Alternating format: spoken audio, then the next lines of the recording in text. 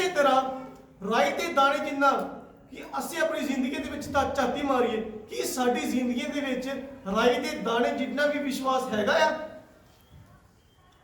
ਆਪਣੀ ਜ਼ਿੰਦਗੀ ਦੇ ਵਿੱਚ ਝਾਤੀ ਮਾਰੀਏ ਕਿ ਅਸੀਂ ਪਰਮੇਸ਼ਵਰ ਦੇ ਵਚਨਾਂ ਦੇ ਉੱਤੇ ਚੱਲਦੇ ਆ, ਕਿ ਅਸੀਂ ਪਰਮੇਸ਼ਵਰ ਨੂੰ ਆਪਣਾ ਸਮਾਂ ਦਿੰਦੇ ਆ, ਕਿ ਅਸੀਂ ਪਰਮੇਸ਼ਵਰ ਦਾ ਜੋ ਬੀਜ ਹੈ ਅਸੀਂ ਖੁਦਾ ਦੇ ਘਰ ਵਿੱਚ ਬੀਜਦੇ ਆ। ਹਾਲੇਲੂਇਆ। ਜਦ ਅਸੀਂ ਇਹ ਸਭ ਚੀਜ਼ਾਂ ਖੁਦਾ ਦੇ ਲਈ ਕਰਾਂਗੇ ਤੇ ਖੁਦਾ ਨੇ ਕਿਹਾ ਤੂੰ ਮੇਰੇ ਭਵਨ ਦੇ ਲਈ ਇੱਕ ਮੁੱਠੀ ਖੋਲ ਤੇ ਮੈਂ ਆਪਣੀਆਂ ਦੋਵਾਂ ਮੁੱਠੀਆਂ ਤੇਰੇ ਲਈ ਖੋਲਾਂਗਾ। ਹਾਲੇਲੂਇਆ। ਔਰ ਅਸੀਂ ਅੱਜ ਕਲਾਮ ਦੇ ਵਿੱਚ ਜ਼ਬੂਰ ਨੰਬਰ 121 ਪੜਾਂਗੇ।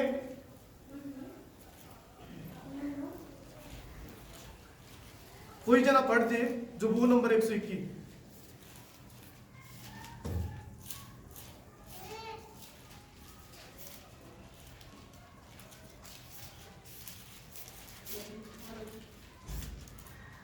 मैं अपनी अखां पहाड़ां वाल चुकांगा, मेरी सहायता कित्थों आवेगी? मेरी सहायता यहोवा तो है जो आकाश के धरती दा करता है। हालेलुया। देखिए इब्राहिम ਦਾ ਵਿਸ਼ਵਾਸ ਸੀ। ਕਿਉਂਕਿ ਪੁਰਾਣੇ ਨਿਯਮ ਦੇ ਵਿੱਚ ਉਸ ਟਾਈਮ ਦੇ ਵਿੱਚ ਸਾਡੇ ਕੋਲ ਲੋਕਾਂ ਦੇ ਕੋਲ ਬਾਈਬਲ ਨਹੀਂ ਸੀ ਹੁੰਦੀ। ਉਸ ਟਾਈਮ ਦੇ ਵਿੱਚ ਇੱਕ ਸਿਰਫ ਜਿਹੜੇ ਪੱਥਰ ਸੀ ਉਹਨਾਂ ਦੇ ਉੱਤੇ ਪ੍ਰਭੂ ਦਾ ਕਲਾਮ ਲਿਖਿਆ ਜਾਂਦਾ ਸੀ। ਹਾਲੇਲੂਇਆ। ਔਰ देखिए परमेश्वर इब्राहिम का की सी विश्वास सी, क्योंकि खुदा ने अपने कलाम दे विच किया, उस इंसान ने किया, दाऊद ने किया, परमेश्वर के जो बेटा है, परमेश्वर का जो दास है, उसने किया मैं अपनी अखां पहाड़ां वल चुकदा। जद भी साडी जिंदगी दे विच कोई मुश्किल आंदी है, कोई परेशानी आंदी है ते सानू की लोड़ है? परमेश्वर दे वल अखां चुकन दी लोड़ है। साडियां अखां परमेश्वर दे वल 24 घंटे लगिया रहन। जिहड़ा धर्मी जन हुंदा है, जिहड़ा धर्मी जन हुंदा है, परमेश्वर दा बेटा, परमेश्वर दी बेटी, उसदा ईमान किहदे ते हुंदा है? सेना दे यहोवा दे उत्ते उसदा ईमान हुंदा है। हालेलुया। हालेलुया। और उसदियां अखां परमेश्वर दे उत्ते हमेशा लगियां रहिंदियां ने। जिस तरह जबूर नंबर 1 दे विच कहंदा है कि मैं यहोवा दी व्यवस्था दे विच दिन रात मगन रहना है। हालेलुया। अज इसे तरह सानू परमेश्वर दी व्यवस्था दे विच, परमेश्वर दे कलाम दे उत्ते की रहने दी लोड़ है? मगन रहने दी लोड़ है। हालेलुया। और जे आपां विश्वास दी गल करिए, जे आपां वो परमेश्वर का जो मकसद आपां कह दिए, प्लान ऑफ गॉड आपां कह दिए, जी साडी जिंदगी दे विच आप पूरा करना है तो सानू लोड़ है परमेश्वर के कलाम दे उत्ते चलण दी लोड़ है। परमेश्वर का जो कलाम, ये नहीं पिछो असीं कलाम परमेश्वर का पढ़ लिया जी बहुत ओके है, नहीं। खुदा का कलाम सानू की कहंदा है, उसकी डूंघाई दे विच जाओ। अज बहुत सारे लोग, बहुत सारी मेरी भैणां, बहुत सारे मेरे भरा इस तरह करते हैं, बस बाइबल पढ़ते हैं, उसकी डूंघाई दे विच नहीं जाते। हमेशा जब भी तुसी बाइबल पढ़ो, बाइबल दे विच ये वेखो पियो किस दे लिए लिखिया गया सी ते क्यों लिखिया गया सी। क्योंकि हर एक चीज के पीछे एक की है मकसद है। चाहे वो दुनिया की किताबां है, चाहे वो दूसरे ग्रंथ ने, चाहे वो पवित्र बाइबल भी है, उसके लिखन के पीछे की है एक मकसद है। हालेलुया। अज जब असीं झाती मारीए इसराइलियां दे वल, जब मूसा ने इसराइलियां नूं मिस्र दे विचों बाहर कढ के लिआंदा ते की कीता? खुदा ने अपने चिन्ह ते चमत्कार दिखाए। हालेलुया। मूसा ने अपनी लाठी समुंदर दे विच मारी ते समुंदर दो हिस्से हो गया। हालेलुया। तब परमेश्वर ने की किया? अपना चमत्कार दिखाया। और फिरौन ते उसदी फौजां उन्हां दे पिछे सन ते ओ नहीं घबराए। जब वो समुंदर लंघ गए ते ओ ਫਿਰੌਨ ਤੇ ਫਿਰੌਨ ਦੀਆਂ ਫੌਜਾਂ ਸਮੁੰਦਰ ਵਿੱਚ ਮਰ ਗਈਆਂ। ਉਹ ਸਮੁੰਦਰ ਦੇ ਪਾਰ ਕਿੱਦਾਂ ਹੋ ਸਕੇ? ਕਿਉਂਕਿ ਉਹਨਾਂ ਦਾ ਵਿਸ਼ਵਾਸ ਸੀ, ਕਿਉਂਕਿ ਇੱਕ ਖੁਦਾ ਦਾ ਪਲਾਨ ਸੀ ਉਹਨਾਂ ਦੀ ਜ਼ਿੰਦਗੀ ਦੇ ਵਿੱਚ। ਕਿਉਂਕਿ ਖੁਦਾ ਨੇ ਇਬਰਾਹੀਮ ਦੇ ਨਾਲ, ਇਸਹਾਕ ਦੇ ਨਾਲ, ਯਾਕੂਬ ਦੇ ਨਾਲ ਵਾਅਦਾ ਕੀਤਾ ਸੀ ਕਿ ਮੈਂ ਤੇਰੀ ਅੰਸ਼ ਨੂੰ ਵਧਾਵਾਂਗਾ ਤੇ ਇੱਕ ਵਧੀਆ ਦੇਸ਼ ਦੇ ਵਿੱਚ ਲੈ ਕੇ ਜਾਵਾਂਗਾ ਜਿੱਥੇ ਦੁੱਧ ਤੇ ਸ਼ਹਿਦ ਦੀਆਂ ਨਦੀਆਂ ਵਗਦੀਆਂ ਨੇ। Hallelujah, hallelujah. ਔਰ ਦੇਖिए, जब वो ਸਮੁੰਦਰ ਉਹਨਾਂ ਨੇ ਪਾਰ ਕਰ ਲਿਆ ਔਰ ਉਸ ਤੋਂ ਬਾਅਦ ਉਹਨਾਂ ਨੇ ਕੀ ਕੀਤਾ? ਬੁੜਬੁੜਾਉਣਾ ਸ਼ੁਰੂ ਕਰ ਦਿੱਤਾ। ਅੱਜ ਇਸੇ ਤਰ੍ਹਾਂ ਜਦ ਸਾਡੀ ਜ਼ਿੰਦਗੀਆਂ ਦੇ ਵਿੱਚ ਖੁਦਾ ਦਾ ਅਸੀਂ ਜੋ ਪ੍ਰਾਰਥਨਾਵਾਂ ਕਰਦੇ ਨੇ, ਅਸੀਂ ਜੋ ਖੁਦਾ ਦੇ ਅੱਗੇ ਪ੍ਰਾਰਥਨਾ ਕਰਦੇ ਹਾਂ, ਜਦ ਉਹ ਸਾਡੀ ਜ਼ਿੰਦਗੀ ਦੇ ਵਿੱਚ ਨਹੀਂ ਪੂਰੀਆਂ ਹੁੰਦੀਆਂ ਤਾਂ ਆਪਾਂ ਕੀ ਕਰਦੇ ਆ? ਬੁੜਬੁੜਾਉਣਾ ਸ਼ੁਰੂ ਕਰ ਦਿੰਦੇ ਆ। खुदा एक ऐसा परमेश्वर है, खुदा एक ऐसा परमेश्वर है जिस दे काम दे लिए देर हो सकती है पर अंधेर नहीं हो सकता। हालेलुया। और ਆਪਾਂ ਇੱਕ ਹੋਰ ਜੇ ਸਟੋਰੀ ਆਪਣੇ ਖੁਦਾ ਦੇ ਕਲਾਮ ਦੇ ਵਿੱਚ ਪੜ੍ਹੀਏ, ਜਦ ਪਰਮੇਸ਼ਵਰ ਨੇ ਆਪਣੇ ਦਾਸ ਦੀ ਜ਼ਿੰਦਗੀ ਦੇ ਵਿੱਚ ਕੰਮ ਕੀਤਾ, ਜਦ ਇਬਰਾਹੀਮ ਦੀ ਜ਼ਿੰਦਗੀ 'ਚ ਕੰਮ ਕੀਤਾ, ਇਸਹਾਕ ਦੀ ਜ਼ਿੰਦਗੀ 'ਚ ਕੰਮ ਕੀਤਾ, ਕੀ ਉਹ ਤੁਹਾਡੀ ਜ਼ਿੰਦਗੀਆਂ 'ਚ ਕੰਮ ਨਹੀਂ ਕਰੇਗਾ? ਕਿ ਪਰਮੇਸ਼ਵਰ ਜੋ ਇਬਰਾਹੀਮ ਦਾ ਪਰਮੇਸ਼ਵਰ ਸੀ, ਕਿ ਸਾਡਾ ਉਹ ਪਰਮੇਸ਼ਵਰ ਨਹੀਂ ਹੈ? ਸਾਡਾ ਵੀ ਉਹੀ ਪਰਮੇਸ਼ਵਰ ਹੈ, ਪਰ ਸਾਨੂੰ ਲੋੜ ਹੈ ਪਰਮੇਸ਼ਵਰ ਦੇ ਕਲਾਮ ਦੇ ਉੱਤੇ ਚੱਲਣ ਦੀ।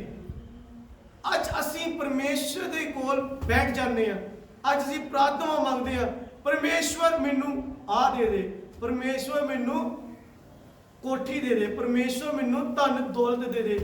ਕਿ ਇੱਕ ਮਿੰਟ ਆਪਣੀ ਜ਼ਿੰਦਗੀ ਦੇ ਵਿੱਚ ਝਾਤੀ ਮਾਰ ਕੇ ਵੇਖੀਏ, ਅੱਖਾਂ ਬੰਦ ਕਰੀਏ ਪਰ ਆਪਣੀ ਜ਼ਿੰਦਗੀ ਦੇ ਵਿੱਚ ਝਾਤੀ ਮਾਰ ਕੇ ਦੇਖੀਏ ਕਿ ਅਸੀਂ ਜਦ ਵੀ ਪ੍ਰਾਰਥਨਾ ਤੇ ਬੈਠਦੇ ਹਾਂ ਕਿ ਅਸੀਂ ਪਰਮੇਸ਼ਵਰ ਨੂੰ ਕਦੀ ਕਿਹਾ ਕਿ ਪਰਮੇਸ਼ਵਰ ਤੇਰੀ ਮਰਜ਼ੀ ਮੇਰੀ ਜ਼ਿੰਦਗੀ ਦੇ ਵਿੱਚ ਕੀ ਹੈ? ਕਿ ਅਸੀਂ ਪਰਮੇਸ਼ਵਰ ਨੂੰ ਆਪਣੀ ਜ਼ਿੰਦਗੀ ਕਦੀ ਕਿਹਾ ਕਿ ਪਰਮੇਸ਼ਵਰ ਤੇਰਾ ਮਕਸਦ ਕੀ ਹੈ? ਤੂੰ ਮੈਨੂੰ ਚੁਣਿਆ ਹੈ, ਤੇਰਾ ਮਕਸਦ ਕੀ ਹੈ ਮੇਰੀ ਜ਼ਿੰਦਗੀ ਦੇ ਲਈ? ਕਦੀ ਆਪਾਂ ਕਿਹਾ ਨਹੀਂ। ਹਰ ਇੱਕ ਜਨ ਪਰਮੇਸ਼ਵਰ ਨੂੰ ਇਹ ਕਹਿੰਦਾ ਕਿ ਪਰਮੇਸ਼ਵਰ ਮੇਰੀ ਜ਼ਿੰਦਗੀ ਦੇ ਵਿੱਚ ਆ ਕਰ ਦੇ, ਮੇਰੇ ਬੱਚਿਆਂ ਨੂੰ ਸੈਟਲ ਕਰ ਦੇ ਤੇ ਮੈਂ ਤੇਰਾ ਧੰਨਵਾਦ ਕਰਾਂਗਾ, ਤੂੰ ਫਲਾਣਾ ਕਰ ਦੇ, ਤੂੰ ਇਸ ਤਰ੍ਹਾਂ ਕਰ ਦੇ, ਟੀਮ ਕਰ ਦੇ ਤੇ ਮੈਂ ਤੇਰਾ ਧੰਨਵਾਦ ਕਰਾਂਗਾ, ਤੈਨੂੰ ਧੰਨਵਾਦ ਦਾ ਬਲੀਦਾਨ ਚੜਾਵਾਂਗਾ, ਤੇਰੇ ਭਵਨ ਦੇ ਵਿੱਚ ਮੈਂ ਕੰਮ ਕਰਾਂਗਾ। ਉਹ ਇੱਕ ਜਿਹੜੀ ਚੀਜ਼ ਹੈ ਇਹ ਆਪਾਂ ਸ਼ਰਧਾ ਤੇ ਰੱਖਦੇ ਹਾਂ, ਪਰ ਜੇ ਆਪਾਂ ਇਹ ਚੀਜ਼ ਬਿਨਾਂ ਸਵਾਰਥ ਤੋਂ, ਇਹਦੇ ਵਿੱਚ ਇੱਕ ਸਵਾਰਥ ਆ ਜਾਂਦਾ। ਕਿਉਂ? ਕਿਉਂਕਿ ਆਪਾਂ ਇੱਕ ਕੰਡੀਸ਼ਨ ਰੱਖ ਦਿੰਦੇ ਹਾਂ ਪਰਮੇਸ਼ਵਰ ਅੱਗੇ ਕਿ ਉਹ ਪਰਮੇਸ਼ਵਰ ਹੈ, ਉਹ ਪਰਮੇਸ਼ਵਰ ਹੈ, ਉਹ ਜ਼ਮੀਨ ਤੇ ਆਕਾਸ਼ ਦਾ ਕੀ ਹੈ? ਮਾਲਿਕ ਹੈ, ਉਹ ਸਾਡਾ ਖਰੀਦਿਆ ਥੋੜੀ ਹੈ। ਅਸੀਂ ਪਰਮੇਸ਼ਵਰ ਦੇ ਅੱਗੇ ਕੰਡੀਸ਼ਨਾਂ ਤੇ ਅਸੀਂ ਐ ਰੱਖਦੇ ਹਾਂ ਜਿਸ ਤਰ੍ਹਾਂ ਉਹ ਪਰਮੇਸ਼ਵਰ ਸਾਡਾ ਖਰੀਦਿਆ ਹੈ। ਨਹੀਂ, ਪਰਮੇਸ਼ਵਰ ਦੇ ਅੱਗੇ ਆਪਣੀ ਕੰਡੀਸ਼ਨਾਂ ਨਾ ਰੱਖੀਏ, ਬਲਕਿ ਪਰਮੇਸ਼ਵਰ ਦੀ ਕੰਡੀਸ਼ਨਾਂ ਆਪਣੀ ਜ਼ਿੰਦਗੀ ਦੇ ਵਿੱਚ ਫੋਲੋ ਕਰੀਏ ਤੇ ਉਸ ਦੇ ਉੱਤੇ ਚੱਲੀਏ। ਔਰ ਆਪਾਂ ਇਸੇ ਤਰ੍ਹਾਂ ਪਹਿਲਾ ਯਹੂਨਾ ਉਸ ਦੀ 5 ਦੇ ਵਿੱਚ 5 ਦੀ ਪਹਿਲਾ ਯਹੂਨਾ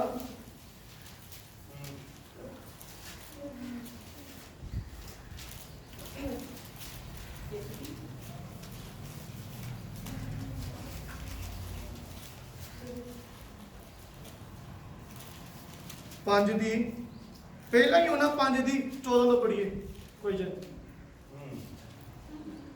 ਅਤੇ ਉਹਦੇ ਅੱਗੇ ਜੋ ਸਾਨੂੰ ਦਲੇਰੀ ਹੈ ਸੋ ਇਹ ਹੈ ਵੀ ਜੇ ਅਸੀਂ ਉਹਦੀ ਇੱਛਾ ਦੇ ਅਨੁਸਾਰ ਕੁਝ ਮੰਗਦੇ ਹਾਂ ਤਾਂ ਉਹ ਸਾਡੀ ਸੁਣਦਾ ਹੈ। ਹਾਲੇਲੂਇਆ। ਖੁਦਾ ਦਾ ਕਲਾਮ ਕੀ ਕਹਿੰਦਾ, ਜੇ ਅਸੀਂ ਉਹਦੀ ਇੱਛਾ ਦੇ ਅਨੁਸਾਰ ਮੰਗਦੇ ਹਾਂ।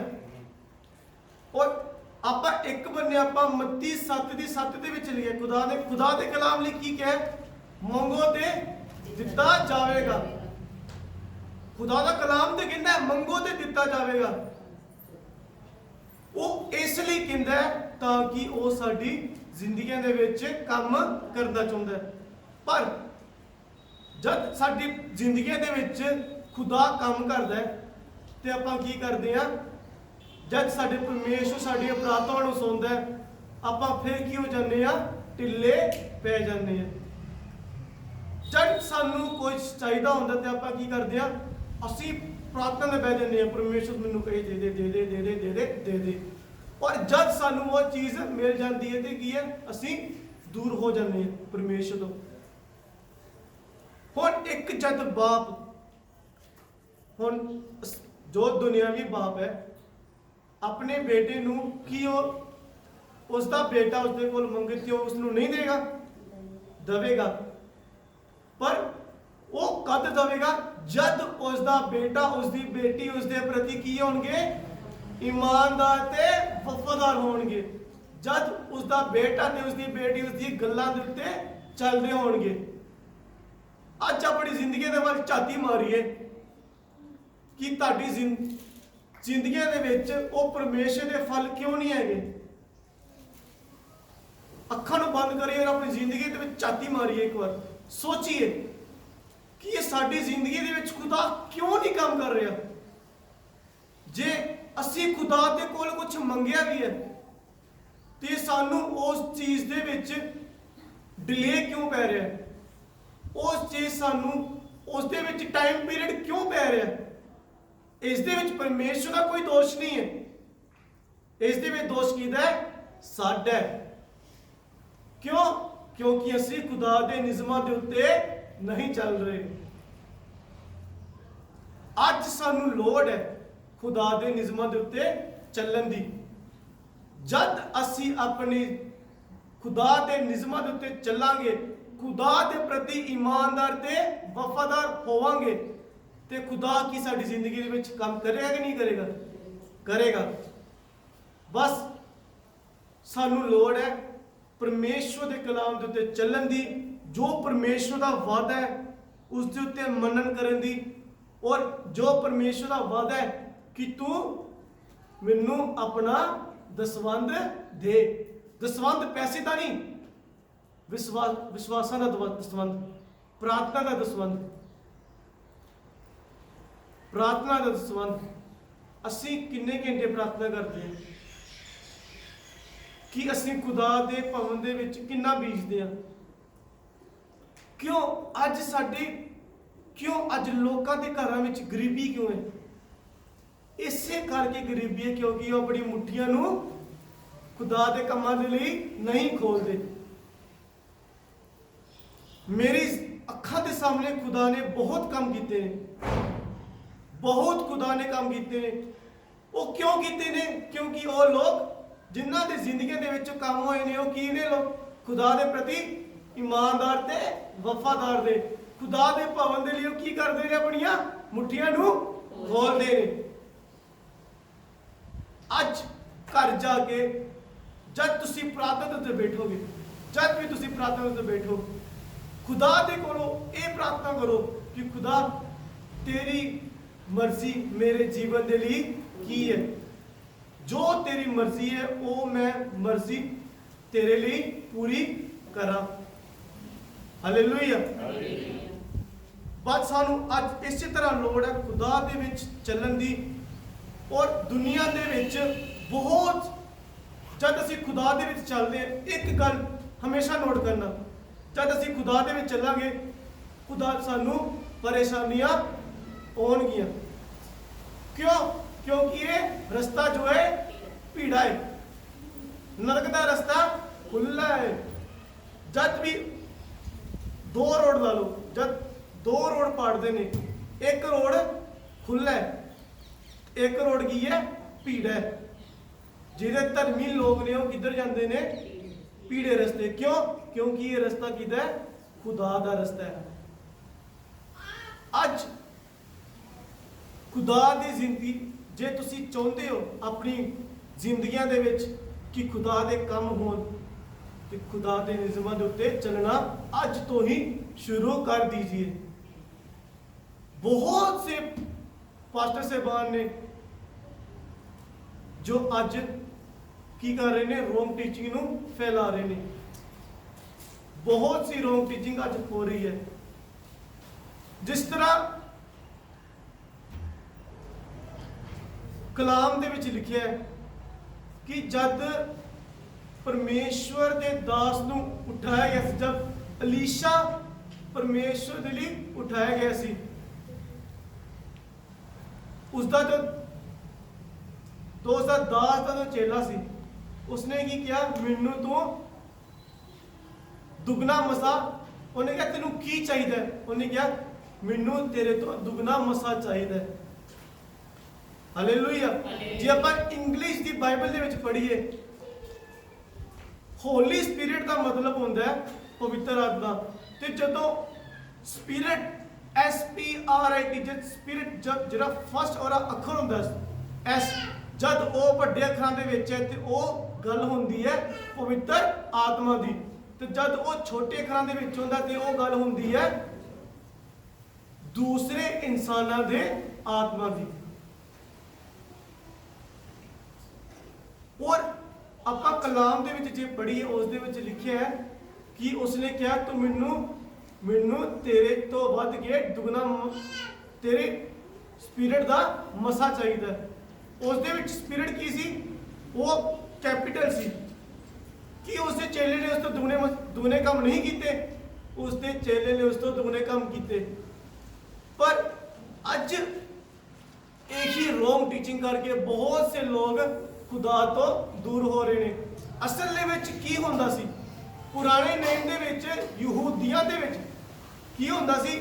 ਜਿਹੜਾ ਉਹਨਾਂ ਦਾ ਇੱਕ ਪਹਿਲਾ ਬੱਚਾ, ਜਿਸ ਤਰ੍ਹਾਂ ਲਾ ਲਓ, ਜਿਸ ਤਰ੍ਹਾਂ ਤੁਸੀਂ ਲਾ ਲਓ ਕਿਸੇ ਦੇ ਦੋ ਬੱਚੇ ਨੇ, ਇਸਹਾਕ ਦੇ ਕਿੰਨੇ ਬੱਚੇ ਸੀ? ਦੋ, ਈਸੂ ਤੇ ਯਾਕੂਬ। ਵੱਡਾ ਕੌਣ ਸੀ? ਈਸੂ, ਹੈ ਨਾ? ਈਸਾਊ ਵੱਡਾ ਸੀ ਤੇ ਯਾਕੂਬ ਕੀ ਨਿੱਕਾ। ਹੁਣ ਬਹੁਤ ਸੇ ਲੋਕ ਕਹਿੰਦੇ ਨੇ ਵੀ ਯਾਕੂਬ ਨੇ ਆਪਣੇ ਭਰਾ ਦੇ ਨਾਲ ਧੋਖਾ ਕੀਤਾ। ਬਹੁਤ ਸੇ ਲੋਕ ਕਹਿੰਦੇ ਨੇ ਕਿ ਯਾਕੂਬ ਨੇ ਕੀ ਕੀਤਾ? ਆਪਣੇ ਭਰਾ ਦੇ ਨਾਲ ਧੋਖਾ ਕੀਤਾ। ਪਰ ਨਹੀਂ, ਯਾਕੂਬ ਨੇ ਆਪਣੇ ਭਰਾ ਦੇ ਨਾਲ ਧੋਖਾ ਨਹੀਂ ਸੀ ਕੀਤਾ। ਜੇ ਆਪਾਂ ਕਲਾਮ ਦੇ ਵਿੱਚ ਡੂੰਘਾਈ ਦੇ ਨਾਲ ਪੜ੍ਹੀਏ ਤੇ ਈਸਾਊ ਨੇ ਕੀ ਕੀਤਾ ਸੀ? ਆਪਣਾ ਹੱਕ ਵੇਚ ਦਿੱਤਾ ਸੀ। ਕਿਉਂ? ਇੱਕ ਰੋਟੀ ਦੇ ਖਾਤਿਰ, ਪੇਟ ਦੇ ਖਾਤਿਰ, ਆਪਣੇ ਢਿੱਡ ਦੇ ਖਾਤਿਰ ਉਹਨੇ ਕੀ ਕੀਤਾ ਸੀ? ਆਪਣਾ ਹੱਕ ਵੇਚ ਦਿੱਤਾ ਸੀ। ਇਸੇ ਤਰ੍ਹਾਂ ਪੁਰਾਣੇ ਨੇਮ ਦੇ ਵਿੱਚ ਕੀ ਹੁੰਦਾ ਸੀ? ਜੋ ਪਹਿਲਾ ਬੇਟਾ ਹੁੰਦਾ ਸੀ ਉਹਨੂੰ ਕੀ ਦਿੱਤਾ ਜਾਂਦਾ ਸੀ? ਦੁੱਗਣਾ ਹੱਕ ਦਿੱਤਾ ਜਾਂਦਾ ਸੀ। ਜਿਸ ਤਰ੍ਹਾਂ ਜੇ ਉਸਦੇ ਬਾਪ ਦੇ ਕੋਲੋਂ ਕਿੰਨੀ ਹੈ? 50 ਕਿੱਲੇ ਜ਼ਮੀਨ ਹੈ ਤੇ ਉਸਦੇ ਕਿੰਨੇ ਪੁੱਤਰ ਨੇ? 2 ਪੁੱਤਰ, ਤੇ 25 ਕਿੱਲੇ ਆਏਗੀ ਤੇ ਉਸ ਨੂੰ ਕੀ ਕੀਤਾ ਜਾਂਦਾ ਸੀ? ਉਹਨੂੰ ਉਸ ਤੋਂ ਪਹਿਲੇ ਵਾਲੇ ਨੂੰ ਵੱਧ ਦਿੱਤੀ ਜਾਂਦੀ ਸੀ। ਤੇ ਇਸੇ ਤਰ੍ਹਾਂ ਉਸ ਕਲਾਮ ਦੇ ਵਿੱਚ ਲਿਖਿਆ ਕਿ ਕਿਉਂਕਿ ਉਸਨੇ ਕਿਹਾ ਵੀ हे ਪ੍ਰਭੂ, हे ਮੇਰੇ ਸੰਤ, ਮੇਰੇ ਗੁਰੂ ਜੀ, ਮੈਨੂੰ ਤੁਹਾਡਾ ਦੁੱਗਣਾ ਮਸਾ ਚਾਹੀਦਾ ਹੈ। ਇਹ ਸਾਡਾ ਉਹਦਾ ਮਕਸਦ ਕੀ ਸੀ? ਵੀ ਮੈਂ ਵੀ ਤੁਹਾਡੇ ਤੋਂ ਦੁੱਗਣੇ ਕੰਮ ਕਰਾਂ। ਉਹ ਉਸਨੇ ਇਸ ਲਈ ਕਿਹਾ ਸੀ ਕਿ ਤੇਰੇ ਲਈ ਦੁੱਗਣੇ ਕੰਮ ਹੋਣਗੇ। ਮੈਂ ਤੈਨੂੰ ਦੁੱਗਣਾ ਮਸਾ ਦਿੰਦਾ, ਤੈਨੂੰ ਦੁੱਗਣੀ ਆਪਣੀ ਸਪਿਰਿਟ ਦਿੰਦਾ, ਆਪਣੀ ਆਤਮਾ ਦਿੰਦਾ। ਮਤਲਬ ਵੀ ਉਸਨੇ ਖੁਦਾ ਦੇ ਕੰਮ ਆਪਣੇ ਗੁਰੂ ਤੋਂ ਵੱਧ ਕੀਤੇ ਸੀ। ਕਦੇ ਵੀ ਤੁਸੀਂ ਕੋਈ ਵੀ ਕਿਸੇ ਦਾ ਕਲਾਮ ਸੁਣਦੇ ਹੋ, ਹਮੇਸ਼ਾ ਤੁਹਾਨੂੰ ਮੈਂ ਇਹ ਕਹਿੰਦਾ, ਚਾਹੇ ਉਹ ਕਲਾਮ ਕਿਸੇ ਦਾ ਵੀ ਹੈ, ਹਮੇਸ਼ਾ ਤੁਸੀਂ ਕਲਾਮ ਦੇ ਵਿੱਚ ਆਪਣੀ ਤੁਹਾਡੇ ਕੋਲ ਬਾਈਬਲਾਂ ਨੇ, ਕਲਾਮ ਨੂੰ ਖੋਲੋ ਤੇ ਉਸ ਦੇ ਵਿੱਚ ਪੜੋ ਕਿ ਸਾਨੂੰ ਇਹ ਕਲਾਮ, ਇਹ ਸੱਚਮੁੱਚ ਕਲਾਮ ਇਹੀ ਕਹਿੰਦਾ ਹੈ ਕਿ ਨਹੀਂ ਕਹਿੰਦਾ? ਅਗਰ ਕਲਾਮ ਨਹੀਂ ਕਹਿੰਦਾ ਤੇ ਉਸ ਚੀਜ਼ ਦੇ ਉੱਤੇ ਨਾ ਮੰਨੋ। ਔਰ ਅੱਜ ਮੈਂ ਇਹੀ ਤੁਹਾਡੇ ਅੱਗੇ ਤੁਹਾਨੂੰ ਸਭ ਨੂੰ ਕਹਾਂਗਾ ਕਿ ਜੇ ਤੁਸੀਂ ਆਪਣੀ ਜ਼ਿੰਦਗੀ ਦੇ ਵਿੱਚ ਖੁਦਾ ਦੇ ਪਲਾਨ ਨੂੰ ਪੂਰਾ ਹੁੰਦਾ ਹੋਇਆ ਦੇਖਣਾ ਚਾਹੁੰਦੇ ਹੋ ਤੇ ਖੁਦਾ ਦੇ ਨਿਯਮਾਂ ਦੇ ਉੱਤੇ ਚੱਲਣਾ ਸ਼ੁਰੂ ਕਰ ਦਿਓ ਔਰ ਖੁਦਾ ਤੁਹਾਨੂੰ ਵੱਡੀ ਬਰਕਤ ਔਰ ਆਸ਼ੀਸ਼ ਦੇਣਾ ਸ਼ੁਰੂ ਕਰੇਗਾ। ਸਭ ਨੂੰ ਮੇਰੇ ਵੱਲੋਂ ਜੈ ਮਸੀਹ ਦੀ। ਰੱਬ ਤੁਹਾਨੂੰ ਬਹੁਤ ਵੱਡੀ ਬਰਕਤ ਔਰ ਆਸ਼ੀਸ਼ ਦੇਵੇ। ਆਮੀਨ।